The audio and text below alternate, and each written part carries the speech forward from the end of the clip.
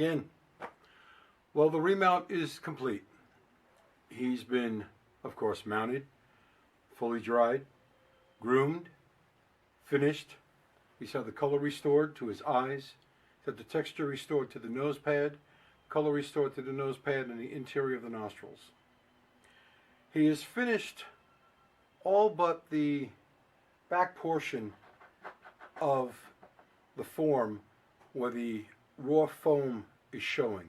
You may remember earlier on in this series I explained how to scuff up the surface a bit so it would be able to take the leather that would be glued to the back.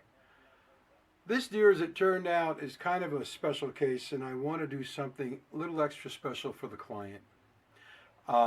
He went through a lot of crap with the first mount, and I've been keeping him up to date and informed all along, except for what I'm going to do today. And he's not going to find that out until he picks it up. Well, until I show him the pictures of the finished product. What I'm going to do on the back of this animal, I'm going to recreate some groundwork. I'm going to take my Sally Dames mache, which is a plaster-based mache. It's, I guess, casting plaster or molding plaster. It's one of the harder plasters with dextrin added as well as paper pulp. And that's all mixed together real well, and it is strong as a rock when it cures. That's what I use on the tops of all the skull plates of all my deer. I used it to create the rock for my African lion mount, my Barbary lion.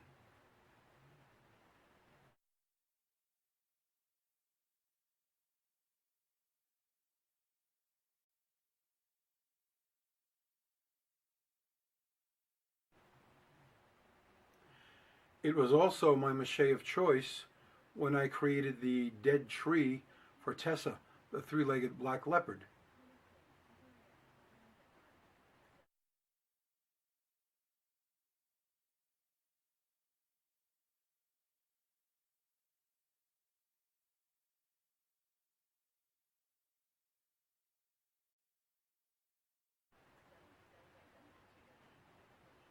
So I know for a fact that those mounts went to competitions when they were finished, and they were done years ago, and they went to competitions. So I know they'll be able to hold up. I know that that mache holds up, and I know it will be able to hold up on the back of a deer. And what I'm going to do is I'm going to take a Stanley Sureform, and I'm going to really, really rough up the back of the form. I'm also going to use this little instrument of destruction here. It's a knuckle rasp. It's really a curved rasp that you hold in your hand, and you can get in and you can make some nice little gouges. I'm going to use this mostly around the edge of the back, most especially down around the brisket where the legs are located, and I want to get in, I want to be able to shave, where the Sureform is going to be just too wide to get in there and do a nice clean job. I'll also be vacuuming off all of the foam dust that I'm creating with my shop vac. Into the Sally Dames mache, I'm going to add some vermiculite, and that is going to give it a texture. I'm also going to add some black tempera powder and some brown dry tempera powder. This is getting a little hard to find. I went to several art supply stores in the area before I found some, and what they have is they have children's temper paint, which is, water-based paint in the jars. Don't use that. Use the dry ingredients. You mix these dry ingredients into the dry mix of the mache, and you get a nice pre-colored mixture. Okay? You can add, mix this up as you do a regular any mache. Sorry for the dust, old boy. I am also going to add to the mache some white vinegar. Now, because this is a plaster-based mache, the white vinegar will retard the setting time quite a bit.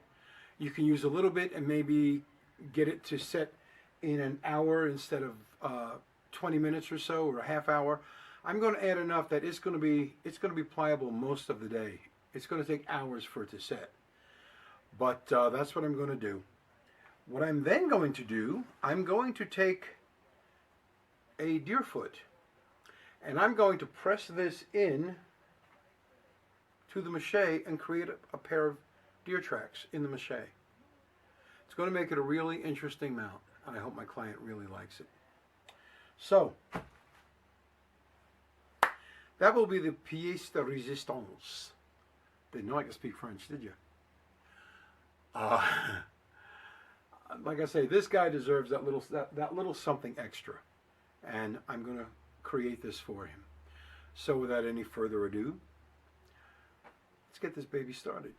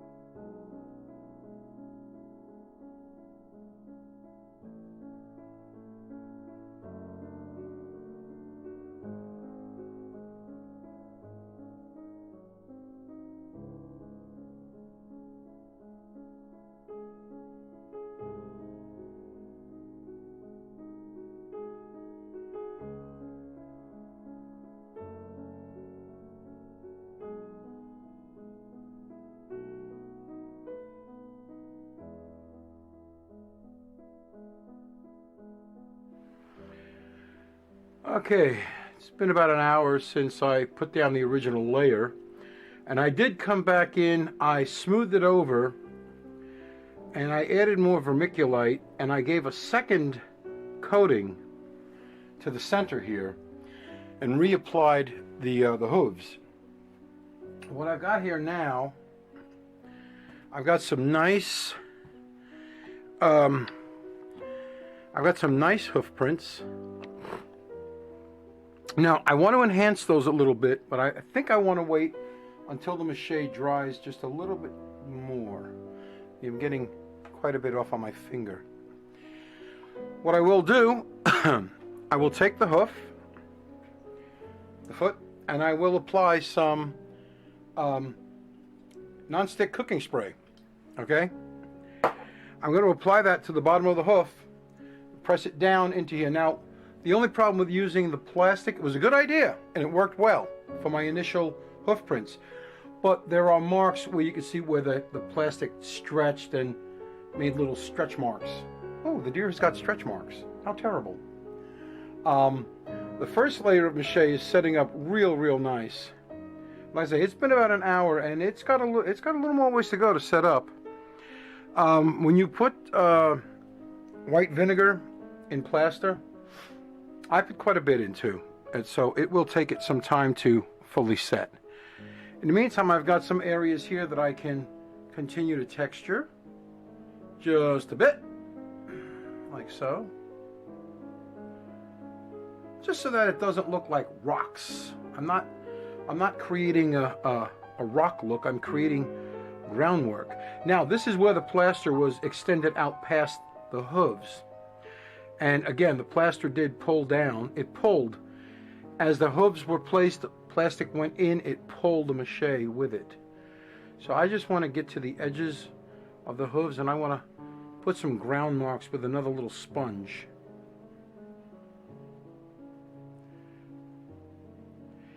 And I made dew claw marks with the butt end of a old butter knife handle, my butter knife that I use to mix my maches and dry ingredients and things with. And I'm going to let this set up a bit longer. Then I'm going to, like I said, I'm going to spray the PAM. I'm going to reapply the hoof in place. And I'm going to re-emphasize the hoof prints on the ground. This may take several hours to dry, but I'm going to leave it in this position. Because it is still wet, I do not want to lift it in an upright position and risk having this begin to sag. Okay, so that's why it's going to stay just like this for a little while longer. Well, I went ahead and reapplied the hoofs. I did it before the mache set up anymore. Which was a good idea, because the first layer of mache on the underneath this is set. The nice thing about it is the mache has been able to pick up the texture of the bottom of the deer hooves very nicely. In fact, very nicely. So I think it looks pretty good. I think, and don't forget, once this is painted, this is going to be hit with a lot of acrylic paint, you know, and stippled and whatnot on here. The hoof prints will be darkened a bit. Just pulling some of the hair out of the mache. I'll clean that off when mache dries. I'll brush that out of the hair. I don't want the hair stuck down in the mache. Well, it got stuck into the mache when the mache was brought up to the edge of the head form, of course. Really can't avoid it. It'll be straightened out. Not to worry, it will be straightened out. But again, the dew claws were pressed in using the butt end of the handle on my little old butter knife. Made some nice dew claw impressions. I really like the way this looks. I really do.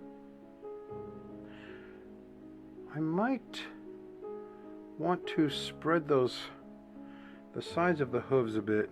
We'll have to see. I'll have to see what comes of this. As it's set, like I say, it's not set up yet, but as it sets up, we'll see what happens. We'll see what I've got. But it does need to set up some. So now I will allow it to set. Blah blah.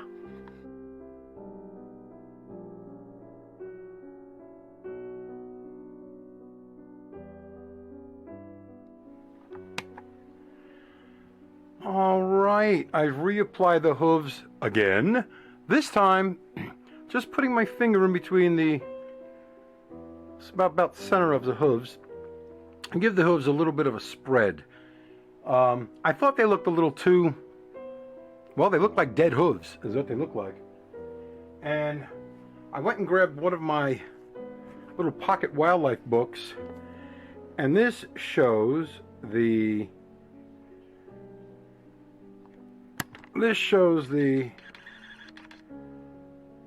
hooves of the white-tailed deer, hoof prints, I should say, of the white-tailed deer, and how they track. So I noticed that there is a gap between the tips of the hoof. So I opted to put them in. I opted to put them into the tracks here, and I really like the way it looks. I really do. So we're gonna let this set as it is. And I'm happy now. I'm real pleased now. Makes sense too. When the deer steps down, the hooves spread, and this is kind of like muddy ground, sort of representative of. So, yeah, this actually looks really good now. Let me just shape the outside of the ground a little bit, so that it doesn't look like a cow stepped in over here. There we go. There we are. And let's do a little further shaping. Get in here with a palette knife. Bring the sides out and rounded just a bit. Very nice. Very nice. I like this. Now the mache can set. Let me knock this down a little bit, this ridge. The mache can go ahead and set. Set it and forget it. And I will leave this be for the rest of the day. Let me just texture here, get the tool marks out of the ground. There we go. Nice. Super nice. Very good. Okay. There we have them. On the back of the deer. Very good. Very nice.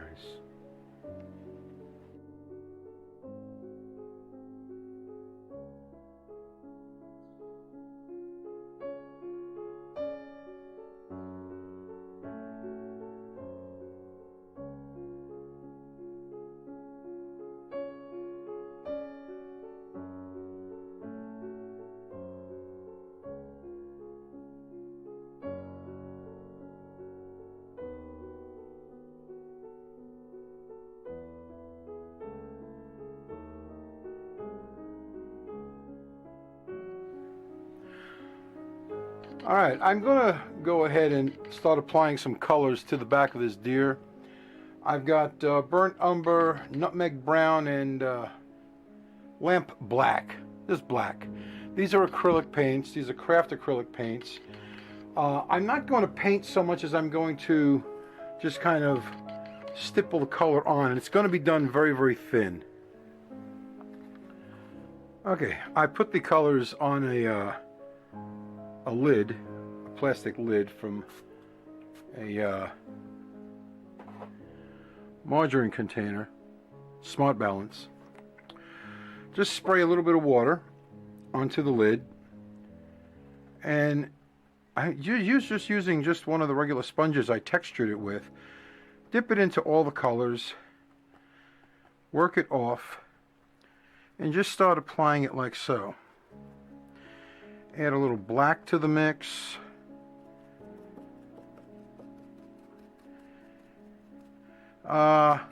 If you don't like getting your hands dirty, I would say put on a rubber glove or a nitrile glove, because this is going to get a little messy.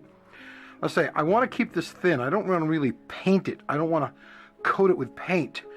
I just want to kind of stipple it on. You could also use a foam brush if you choose. You could use a stiff Chinese chip brush. Now for the hooves, I want to make the hoof prints just a little darker, so I'm going to go into the brown and into the black, mix them together, take a lot of the stuff off the sponge, get in there into the hoof prints, and just darken them just a little bit, Try and get in there. I may have to get in there with a brush too. We'll see. We'll see what happens.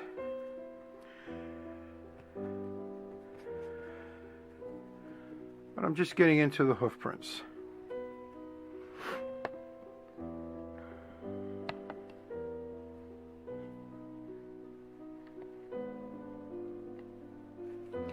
I don't know how well this is actually showing up on camera, but they are a little darker, which is kind of nice.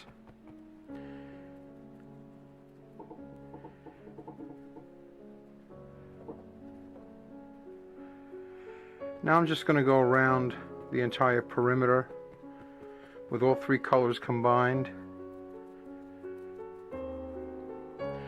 I'm not concentrating the sponge in one place. I'm moving it all around. It's going all around. This way there'll be some color from the acrylic paint and some of the color from the pre-colored mache that's in place here.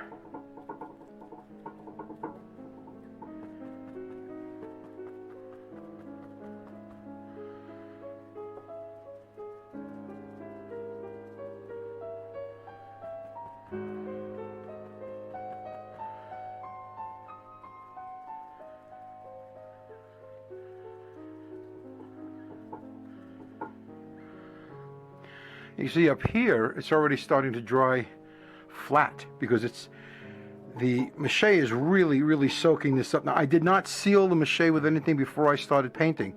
I want the mache mix to absorb the paint. That will help make it go flat. Also, the mache is still a little on the damp side. This is the next day and the mache is just a little bit damp, so that's cool too. That helps a lot. We've got a nice little, weird little palette of muddy colors here.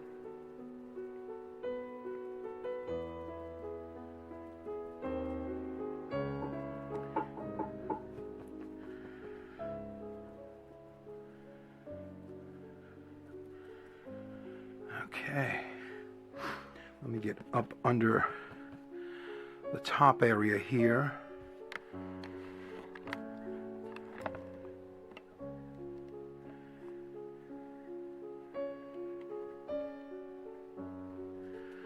Get up under the hair.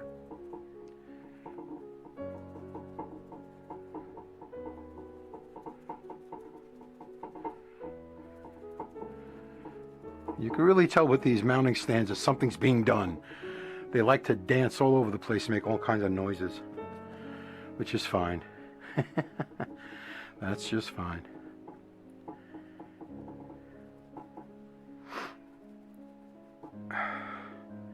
Okay, that's, see? Messy fingers. Now, so let me get some of this paint off my fingers so I can grab a brush real quick. Alright, got a little, this is a disposable acid brush, and I'm going to use this in the hoof prints. I'm going to take some black and brown and some of the nutmeg brown and just make a darker, muddier color and get in here where the sponge couldn't get to, like up in the tips of the hooves, down around the bases. like so. Like I said, I'm not painting. I'm, weathering? This will also be enhanced later on, the color that is, by using some pan pastels, some dry pastels. Like so. Get this in here like this.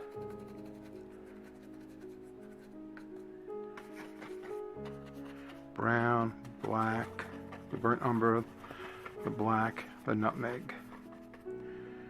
And get into the hoof print. I just want the hoof prints to pop a little bit. Get them into the dew claw marks as well.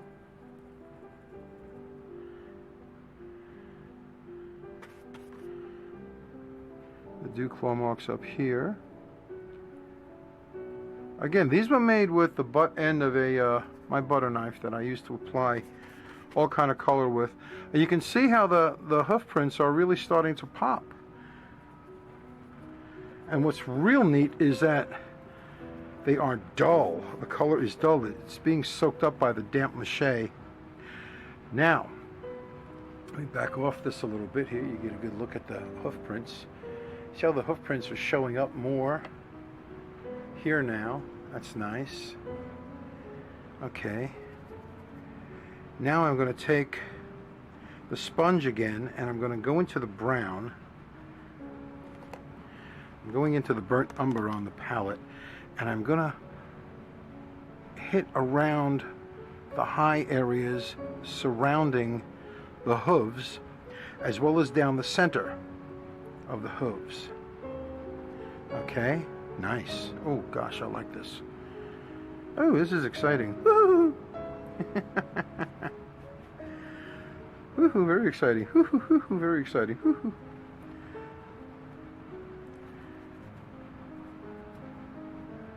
All right. That's pretty cool. Now that is just pretty cool.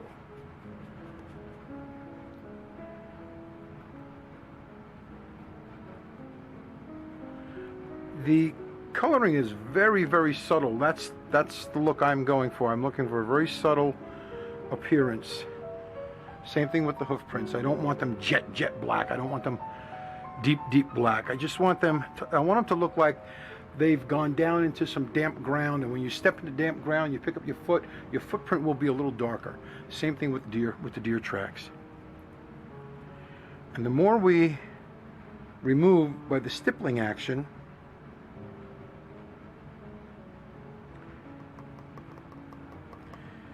the duller, I should say the flatter the color will become.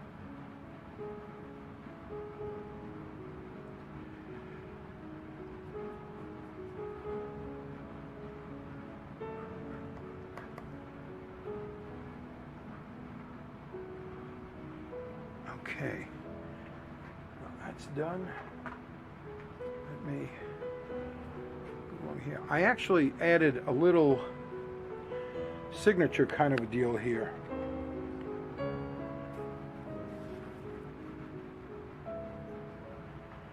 I put JB 2019. I have these neat little brass, nifty little brass stamps. But you can actually use them for leather, but I like to put them in clay. And I've used them for the mache here. Now, I'm going to remove the heavy paint from the surface, and I just enhance these with some black. I do not know how well this is showing up. I will take some photographs of it. But it's JB 2019. And let's get these hooves just a little bit dark. Oh, this is starting to set up already. Okay. Well, that's fine. That's fine. That's just fine. Let me go wash out the sponge and wash off the...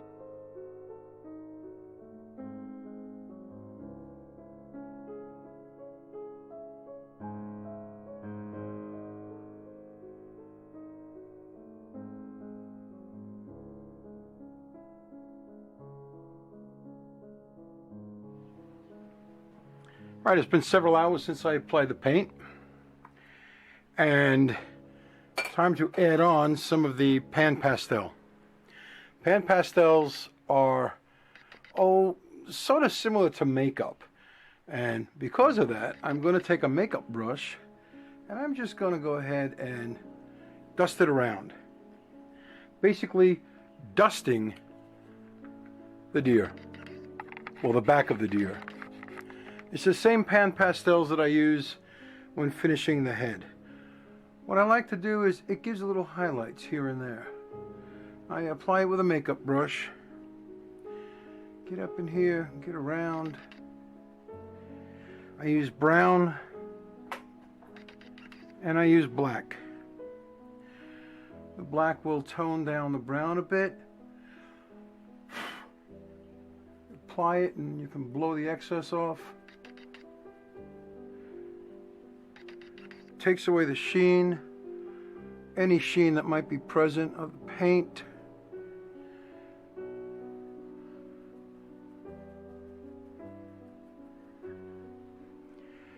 Now, I'm going to take my acrylic matte sealer spray and I'm going to go ahead, a very light coat from a distance. This is the plaid Patricia Nimitz matte spray, and I'm going to give a couple little shots to the surface. And to help that dry and eliminate any sheen, hair dryer. This is a method probably not known to a lot of taxidermists. But in the model railroading and model building community, use a hairdryer to help dry your acrylic paints and dry your acrylic oversprays. It quickly dries the paint so you can continue on, and it eliminates the shine. And that's important.